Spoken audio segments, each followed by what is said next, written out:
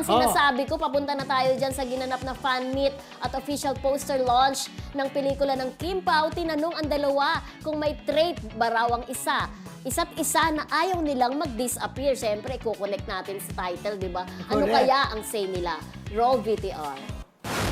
Sa kadaldalan ko. Yun lang. Kasi pag nabigay na siya, baka hindi na ako makapagkwento. Tsaka hindi na talaga ako magsalita. Baka magkasakit ako. Kaya kinig lang. Ako siguro yung pagkukwento niya.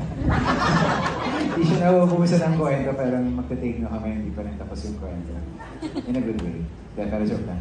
Siguro yung isang trait na... Pinas-joke siya, guys! Yung isang trait na gusto ko kay Kim na sana hindi mawala.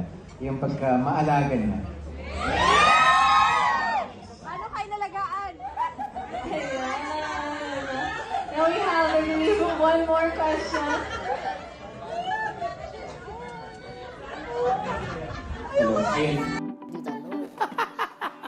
Ayan, di ba? O ay courtesy of ano yan, Kim Pao United, yung video na yan. Kasi yung official fan meet at poster reveal po yan, ang mga na-invite dyan, yung mga kanya-kanyang fanay, kanya-kanyang okay. fandom.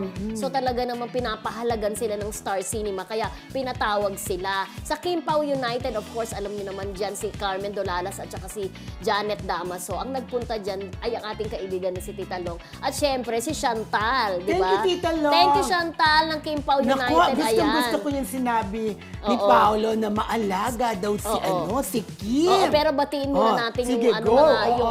sa Kim Pao muna. United, nandiyan si si Chantal. Chantal, ayan. Thank you so much sa Chantal Borcelo at saka si Tita Long. Of course, ang Kim Pao United ay ang binubuo niyan si Carmen Dolalas at saka si Janet Damaso. Ayan. Of course, ayan. Ayan, Sino pa? tapos, nandyan silang lahat. Ito na nga, sinabi ni Kim kung ano daw ang trait na gusto niya kay Paolo ay good listener daw ito, ha? Good listener. Oo, dahil daw kahit ano daw salita niya, madaldal siya, ang personality niya, super talk ng talk. Andyan lang daw si Paolo, hindi naiinis, Nakikinig siya. talaga. Oo. Good Maganda. listener ka ba? Minsan. Ay, ganun.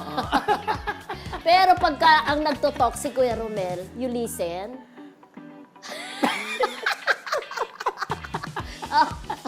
O nababasag din ba yung eardrum mo? Wala siya dito, no? Masyado malakas tsaka tuloy-tuloy, mabilis siya magsalita. Oo. At ang gusto naman ni, ang trait na gusto naman ni Paolo kay Kim. Maalaga Ay, siya. oo. Nakita naman natin, Mildred, nung nasa ibang bansa sila, kung paano niya alagaan si Paolo Abilino. Ay, ganon. Pwede mong ina pag makeup, di ba?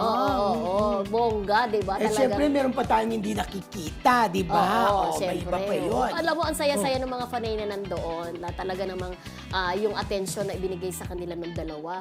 Talagang nagkaroon sila ng pagkakataong mag-bonding. Kaya hindi nakakapagtaka po talaga na kumita itong pelikula na ito dahil nga iminiting din sila ng Star Cinema para na-schedule yung mga black screening na gagawin ng dalawa. Dahil alam naman natin, simultaneous ang showing nito dito sa atin at saka sa ibang bansa. Diba? At sana maka-attend silang dalawa bilang sila ang Herman Moreno Love Team, diba? Power Tandem of the Year. Sa darating po na Star Awards for Television sa March 23 na po yun. Oo, ayan. No? Parang bagets si Paolo. Parang very inspired talaga. At saka Nakita mo ba? Nagiba yung aura niya, Dred, no? Oo. Diba? Parang sumigla. Dati kasi, Oo, parang oo. ngayon naging fashionista. Correct. At saka, dati pag nasa isang nasa- tabi lang, di ba? oo, Kasi oo. alam ko yan kasi yung manager niya dati, Oo. si Lay Dominguez, nakikita Tahimik ko. lang siya, Oo, oo. tahimik lang talaga si Paolo. Oo, ngayon. Pag nakikita ko, ngayon, di ba? Ang laki ng impluensya ni Kim Chiu sa kanya. Maraming nabago talaga kay Paolo. At ang Kim Chiu, ano yung ayaw mo mag-disappear? Ikaw, sabi niya gano'n. May mga gano'n. Oo. May mga Ang pakilig talaga sa mga taray. fans, di ba? So, abangan po natin yan at marami pang pakilig ang magaganap dahil grabe ang schedule ng kanilang promo tour. Yes. Okay, My Love Will Make You Disappear, March 26 po.